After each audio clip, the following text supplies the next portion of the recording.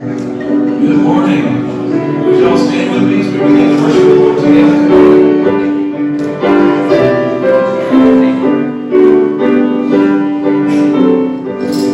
To God be the glory, great things He has done. So loved He the world that He gave us His Son, who yielded His life and atonement for sin, and opened the light that all may know in. Praise the Lord, praise the Lord, let the earth hear His voice. Praise the Lord, let the people rejoice. Oh, come to the Father through Jesus the Son, and give Him the glory. Great things He has done. Oh, perfect redemption, the purchase of blood, to every believer, the promise of God. The vilest offender who truly believes, and know that from Jesus the pardon receives. Praise the Lord, let the earth hear His voice. Praise the Lord, let the people rejoice. Oh, come to the Father through Jesus the Son, and give Him the glory. Great things He has done.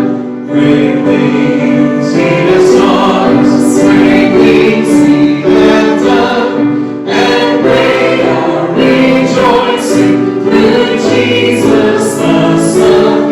But purer and higher and greater will be our wonder, our transport, when Jesus we see. Praise the Lord, let the earth hear His voice. Praise the Lord, let the people rejoice. Oh, come to the Father through Jesus the Son, and give Him the glory. Great things He hath done. Amen. We receive. Good morning. It is a great day to be in the house of the Lord. Amen. Well, if everyone would please make sure to check out your handout. Today we have a couple of things that I would like for you to pay attention to, one of which is our shoebox ministry. Shoeboxes are located in the foyer, and on your way out of the building today, if you would please grab a shoebox, fill the shoebox according to the instructions on your handout.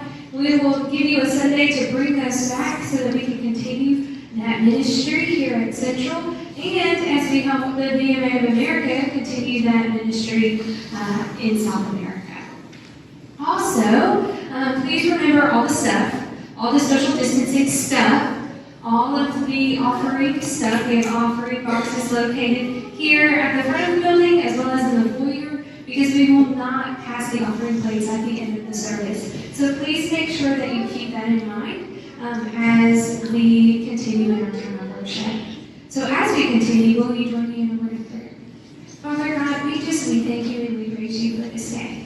Lord, we thank you for the opportunity that we have to come before you as people who love you. And we just pray, Father, that as we do come before you today, that you help to focus our hearts, to still our minds, Father, so that we can deal with those things that we need to deal with, so that we can be renewed to go back into our homes and into our jobs and into our community.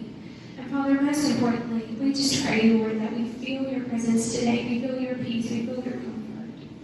We love you. It's in your name we pray.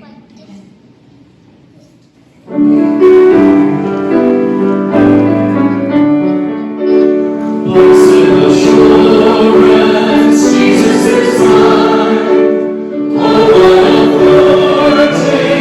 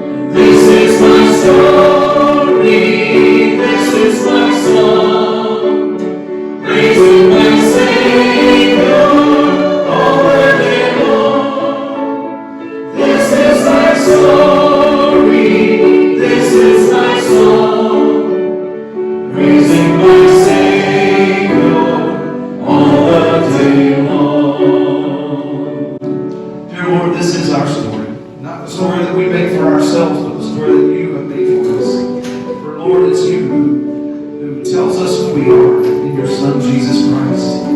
By trusting in Him, we have salvation, and we have that blessed assurance of hope, not only for tomorrow, but for today as well.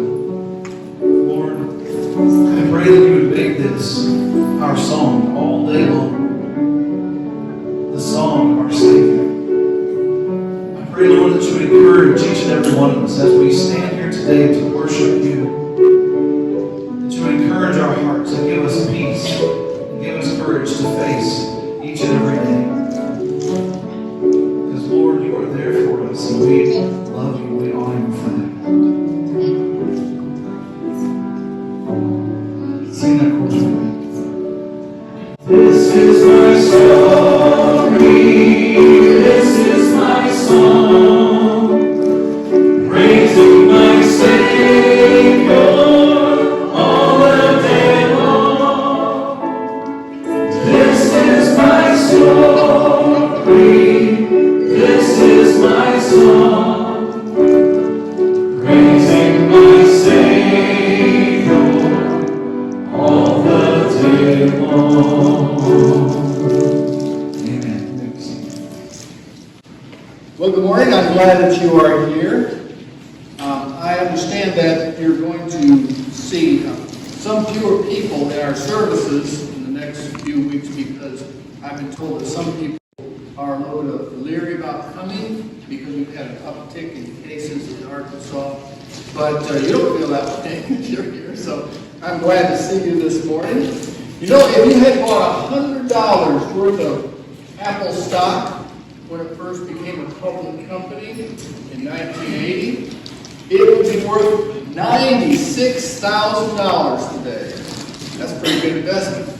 However, if you use that same $100 and bought a t-shirt and a pair of Levi's, this is what you'd have.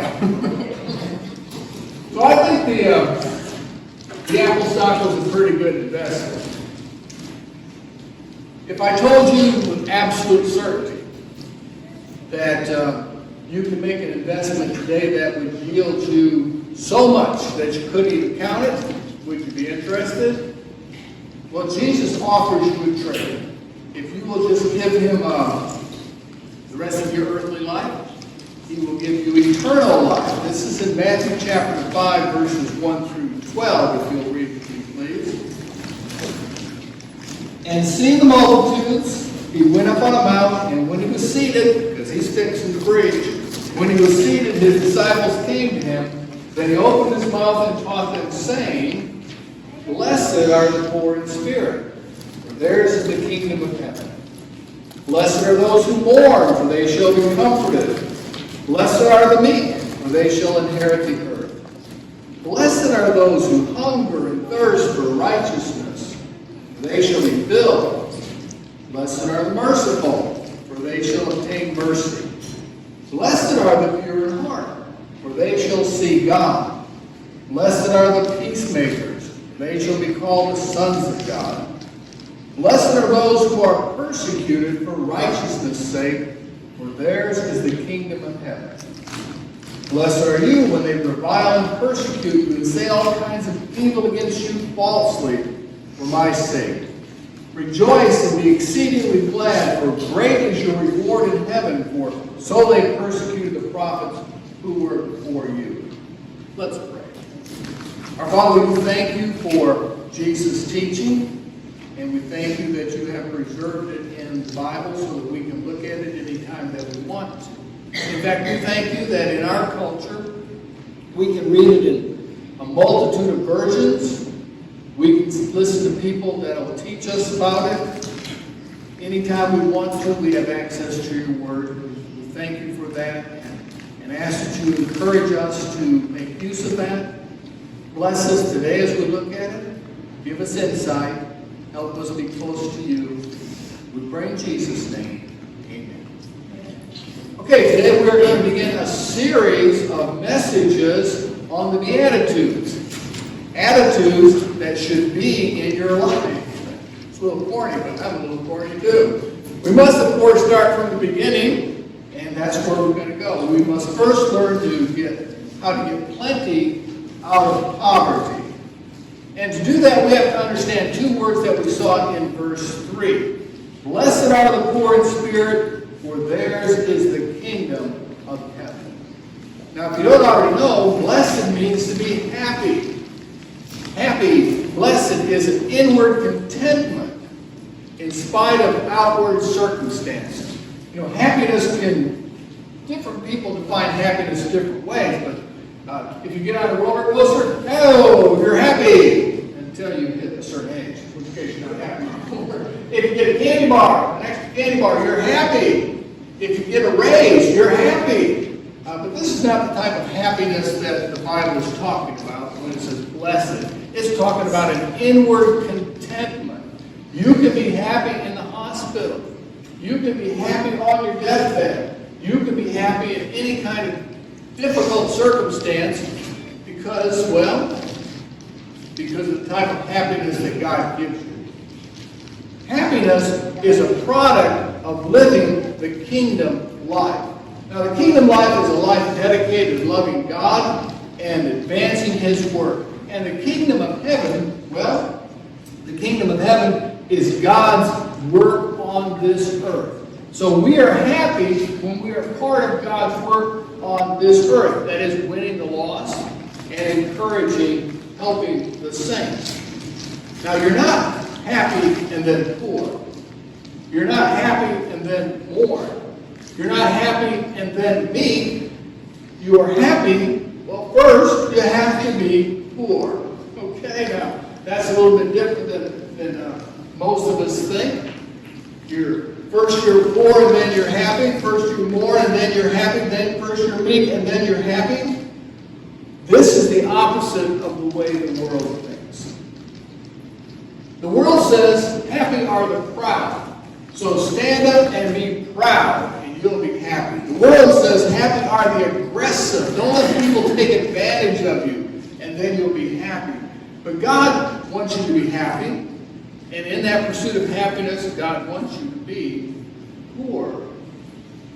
Poor in this passage, blessed are the poor in spirit, doesn't just mean lower middle class. You know, we have rich people and upper class and middle class and lower class and poor people, and then we have destitute people. This is people that are so poor, they're not even on welfare. Destitute, and this word poor in the Greek language means to shrink, to cower, to cringe. It describes somebody who has no income, no house, no food. It's someone who's cowering in the corner of the shadow of a building. And he is so destitute, so humble that he won't even look at the passerbys, but he'll reach out his hand hoping that somebody will put something in it. Because she is absolutely, without any resource, destitute. In Luke chapter 16, if you want to turn over a little bit in your Bible, just a little bit. Chapter 16 and verses 20 and 21, the Bible describes someone who is poor, destitute.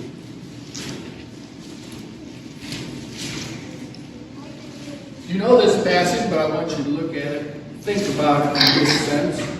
There was a certain beggar, that's the word destitute, poor, that we just read. There was a certain beggar named Lazarus, full of sores. Now think about that. You've had sores. I got bit by a wasp this year. I had a sore for a month. But that was just one spot on my arm. But if I was full of sores, okay? We're talking about open sores that have not healed. Full of sores, who was laid at his gate. Somebody laid him at the gate. He couldn't even walk to go bed. Someone had to carry him to the place to bed. That's how poor this guy was. Desiring to be fed with steak and potatoes. Oh, crumbs. Crumbs. How would you like to be so poor that just the crumbs that fell off your neighbor's table were something you desired? You salivated at the thought of the breadcrumbs and the pieces of meat that might accidentally fall off the table. Desiring to be fed with the crumbs which fell from the rich man's table. Moreover, he couldn't afford a doctor. The dogs licked his sores. That's the type of poverty that Jesus is talking about here in Matthew chapter 5 and verse 3. Relying 100% on somebody else. You are this poor without Christ. Ephesians chapter 2 verse 1 says you were dead. We were dead in trespasses and sin. And what that means is before a person comes to Christ, their spirit is dead. Not alive. Not on the deathbed. Not sick. But dead. Now, a dead person has no resources, right? A dead person can't go to work. A dead person can't even go to the refrigerator and get a snack. A dead person has nothing. A dead person has no chance of getting his body back or making their spirit alive. They are dead. So to be poor in spirit is to be without any resources, destitute, dead. But you see, God's not calling us to become poor in spirit. He's saying recognize that without Christ you are poor in spirit. You are spiritually dead, spiritually dependent, and unable to change your condition. And the reason he wants us to recognize this is, first of all, it's the truth. Okay? No matter how hard the truth is to accept, we want to know what it's like. If a truck's coming at us on the interstate, we don't want to pretend the truck's not coming at us because that's scary. No, we want to know it's coming so we can get out of the way. We want to know that we are spiritually poor so we can do something about it. And the first step is to enter the kingdom of heaven. Being poor in spirit, recognizing that, is the first step in entering the kingdom of heaven. And it's the first step in becoming wealthy spiritually. Now, not everyone recognizes their spiritual poverty, but I want to contrast two conditions. Some people are rich. I have read about it. Some people are rich. And some people in the Old Testament that were listening, the New Testament that were listening to Jesus preach this sermon, were very, very rich people. Doubtless in this congregation were Sadducees. Sadducees was a denomination or a sect within Judaism that they were the priestly caste. And they were literally, physically rich. And they were the priests. And they believed, well, that God was honoring their wonderful lifestyle by making them rich. But they were poor. They were poor and didn't know it because they were poor theologically. That is to say, their understanding of God was flawed. They believed that once you died, that was it. Good people died, and that was it. Bad people died, and that was it. Of course, that's wrong, but that's what they believe. And they believe that since you're going to die and not exist anymore, if God is going to bless you, He's got to bless you in this life. And the way He blesses you is to make you rich. And so since they were rich, they thought God must be happy with our lives. But you see, they were ignorant of their spiritual condition. Even though they were rich, they were poor. The Pharisees thought they were rich. They thought, we are rich in religious zeal. And I suppose that's true, but it was the wrong kind of religion that they were following.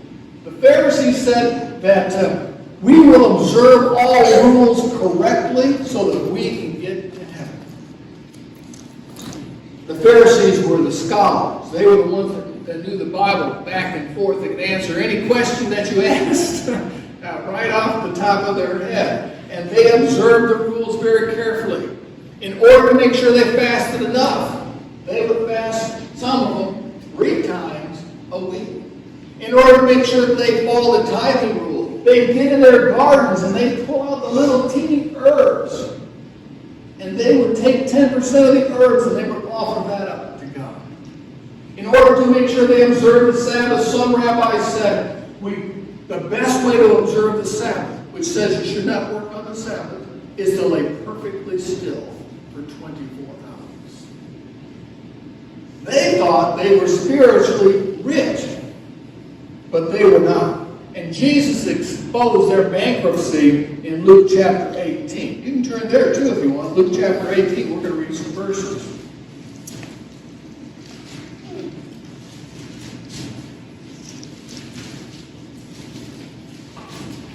And we'll start with verse 9.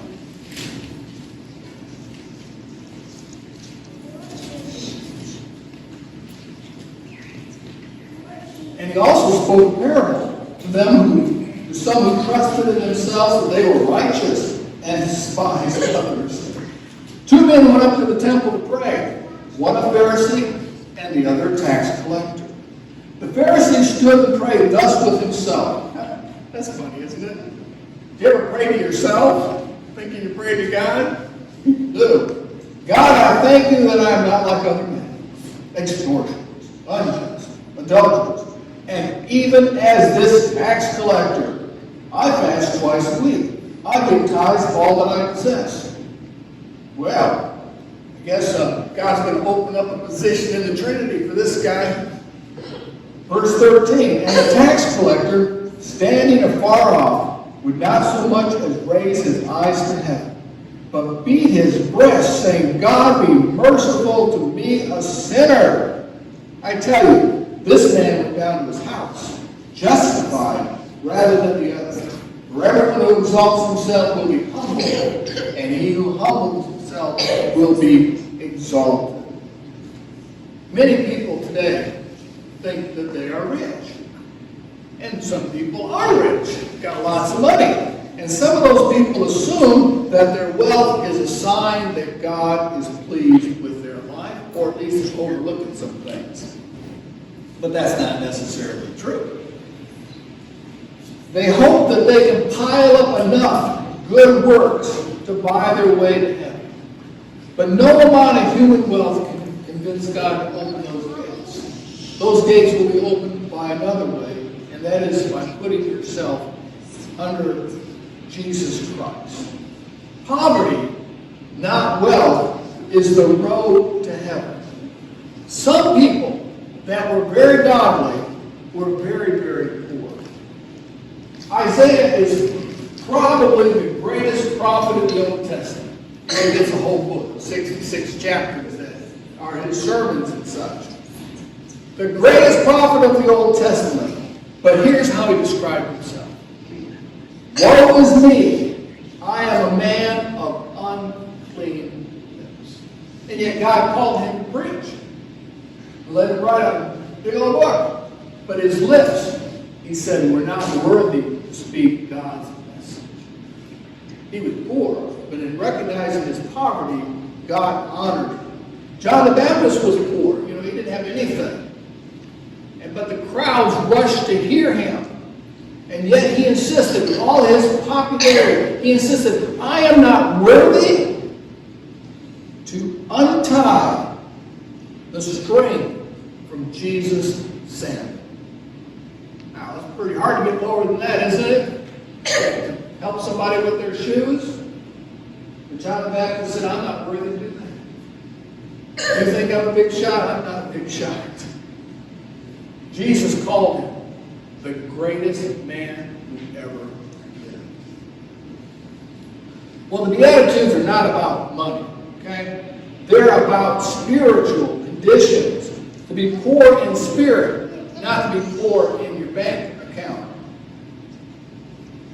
How do you move from spiritual poverty to spiritual plenty? How did these men, John the Baptist and Isaiah, how did they move from poverty to wealth? Well, you have to choose one lifestyle.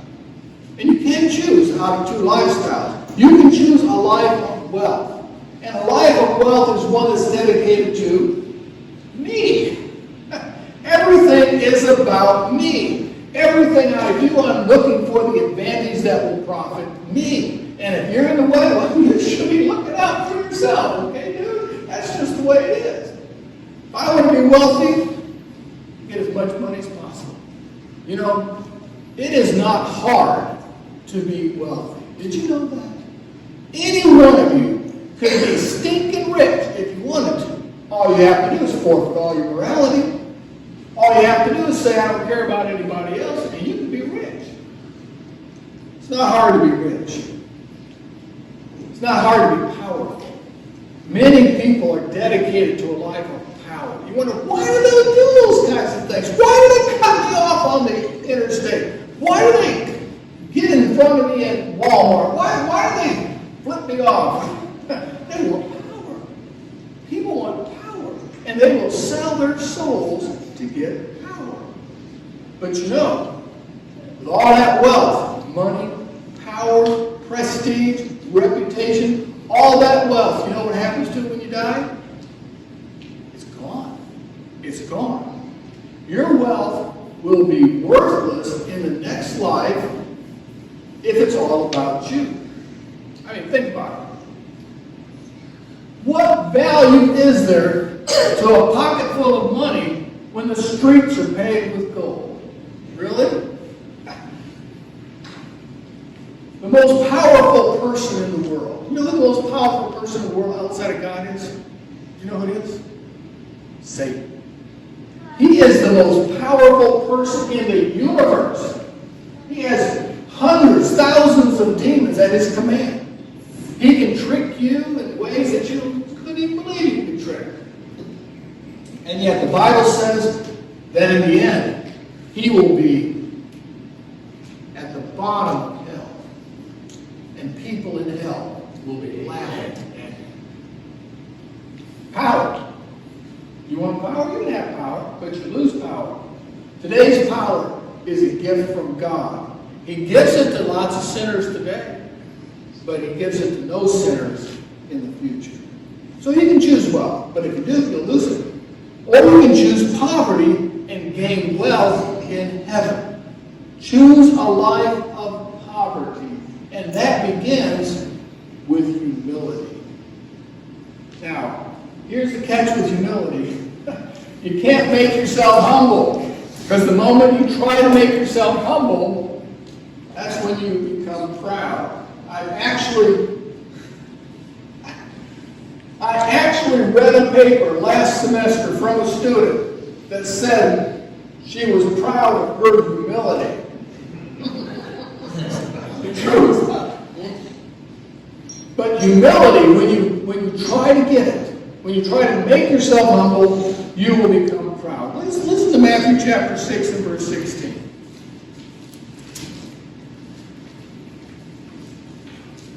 Moreover, when you fast, do not be like the hypocrites with a sad countenance, for they disfigure their faces that they may appear to men to be fasting. Assuredly, I say to you, they have their reward. You get the picture here? These people that fasted twice, 3 times a week, they would put ashes on their face. They would mess up their hair. They'd put on old clothes, and they walk around like this. People say, what's wrong? I'm fasting. I'm just giving the day to the Lord. And it says they got their reward. What was their reward? For people to say your spirit's minded. That's not a good investment. Poverty, humility, begins when you admit your condition. You are, without Christ, spiritually bankrupt. We have nothing that we can offer to God that will give us salvation. We are destitute. We are poor. We are beggars. Humility, though, guides you to spiritual resources. Because when you admit that you cannot save yourself, it gives you an opportunity to turn to who can help you, which, of course, is Jesus Christ. Now, investing in a good stock produces a good return. Okay? Apple stock, $100, $96,000. But there's a reward for humility too. Matthew chapter 3 and verse 5, our verse today says, Blessed are the poor in spirit. Why? Because they're poor? No. Because theirs is the kingdom of heaven. If you will recognize your poverty and stop pursuing all these things, you get the kingdom of heaven. Now, what is the kingdom of heaven? Well, the kingdom of heaven is God's kingdom. And it's on earth now. It's fixing to be, well, it's in heaven too. It's kind of difficult to explain. But the present kingdom, as far as we are concerned, is by faith. And it is accepting the rule of the king of the kingdom, which is Jesus. It is obeying him. It is serving him. It is growing to be like him. And if you're doing those three things, why, you are in the kingdom of heaven. The benefit is to be blessed. That is to be happy. To be content in spite of troubles. A friend of mine had knee surgery and his knee got infected. They said, we're going to have to take that out. We're going to have to put in a spacer until we can put another one in, several weeks for the infection to clear up. And I'm thinking, I don't know if I can handle that. But this is what he said to the doctor. What exactly did he say, Chris? He said, God knew about this. He knew about it. And I can trust him. I can trust you that you know what you're doing. And it's all going to be all right. Can you imagine that? God knew this would happen. I can trust God. I can trust you as my God. That is contentment in trouble. That is happiness. That is the happiness, the blessedness that Jesus promises. Joy while serving your King. An assurance that your life matters. I don't know about you. The most important thing to me, in some respects, is that my life is not wasted. I don't want to go through life and be dead and people say, well, that's nice. And I don't want to brag on it either. I just don't want to wait. I want to keep going with one. And I don't want to waste. But you see, when you're devoted to the kingdom of heaven, your life counts. And it counts to people, and it counts to God. So the benefits of being blessed is contentment in spite of trouble, joy while serving the King, and assurance that your life matters. That's here. But the investment goes more and more and more. You get this stock splits, so to speak. There's a future kingdom of heaven, and that's in heaven. A life in a perfect environment. A life without masks. A life without sickness. A life without knee surgeries. Without war. Without demonstrations and division. A life in a perfect environment. And a life of fabulous wealth. You know, when you get to heaven, you won't need any money. Why? Because everything is free. Everything's paid for in heaven. You won't need any insurance. Why? You're not going to run into anybody's car. You're not going to get sick. Everything you could possibly want in heaven is instantly yours. So what will you choose today? Will you choose a life of wealth, pride, and selfishness, or a life of poverty, humility, a life dedicated to the kingdom of God? Nobody's going to make either choice. It's your choice. But it is your choice. What will you choose today? Brother Scott and our musicians are going to come forward. We're going to have an invitation. And I'm going to ask you to remain in your chair and stand and make your commitment to God there. We will be around. If you need to talk to us, we'll be happy to talk to you. Just find us and talk with us. let me urge you today, if you've never accepted Jesus as your Savior, do that. If you have forgotten what it's like to live in the kingdom of God, I hope that you'll remind you today. Let's sing.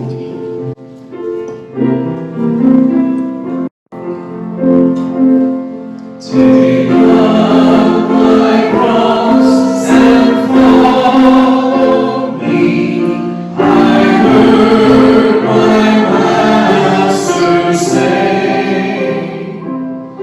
I gave my life to ransom thee, surrender all today.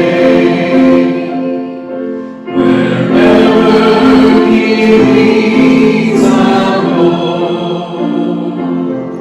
Wherever He leads, I'll go. I'll follow my Christ who loves me so. Wherever He leads, I'll go. He drew me closer to His side. I saw His will to know, and in that will I now abide. Wherever He leads, I'll go. Wherever He leads, I'll go. Wherever He leads, I'll go.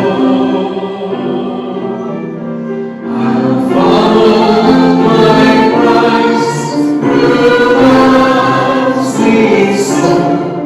Wherever He leads, I'll go. Amen. We thank you for being here today. We pray that you were encouraged by the worship and the word from God today. Remember, as Becca said, all the stuff, social distancing, and also the offering boxes, and also the boxes in the foyer for the Christmas shoe boxes. I'm sorry, it didn't come to me. Pick one of those up if you need to. And we pray that you have a great week this week. Let's dismiss with a word of prayer. Dear Heavenly Father, we thank you for this opportunity to be in your house today, to fellowship with other believers, and to be encouraged. Lord, I pray that you would use us, each and every one of us, to be an encouragement to others around us. Not only here in our church, in this body of believers, but outside, anybody that we encounter, in our neighborhood, at the store, wherever we may encounter someone else. Help us to be that person who points them back to you, God. And help us to find our true blessedness, our true happiness in humility before your throne. And I pray these things over each and every one of us today. In Jesus' name, amen. You're dismissed.